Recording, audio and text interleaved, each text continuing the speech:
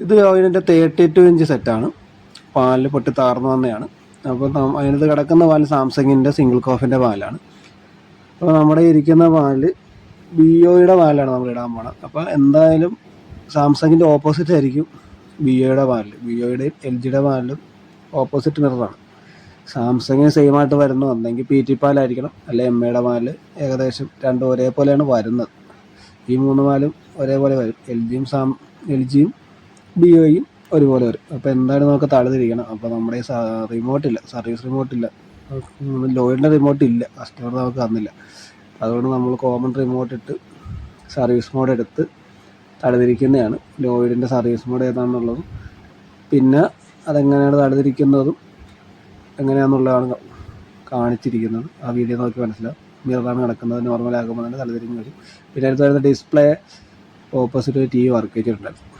അതാണ് അവസാനം ആ ഒരു ഡിസ്പ്ലേ വന്നത് ഓണാകുന്നതിന് മുമ്പ്. ആ ലോയിഡെന്ന് എഴുതി വരുമ്പോൾ കറക്റ്റാവും.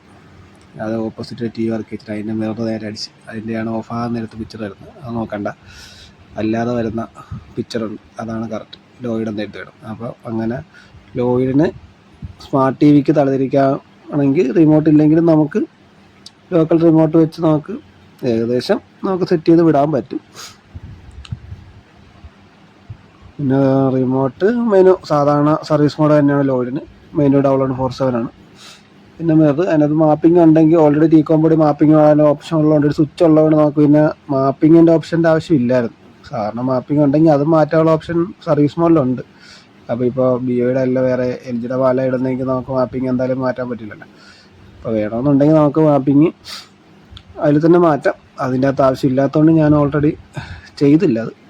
അപ്പോൾ നിങ്ങൾക്ക് അത് ആവശ്യം വരുവാണെങ്കിൽ ചെയ്യാം. സർവീസ് മോഡ് എടുത്തു കഴിഞ്ഞാൽ പിന്നെ ബാക്കി അറിയാമല്ലോ. എന്തെങ്കിലും ഉണ്ടെങ്കിൽ കമൻറ്റ് ഇട്ടാൽ നമുക്ക് സെറ്റാക്കാം. അപ്പോൾ ഓക്കെ, അത്രേ ഉള്ളൂ. നമുക്കിപ്പം 32-ലും ഏറെക്കുറെ നമുക്ക് അങ്ങോട്ടും ഇങ്ങോട്ടൊക്കെ പാലിടാൻ പറ്റുന്നുണ്ട്. സെയിം പാല് വേണമെന്നില്ല.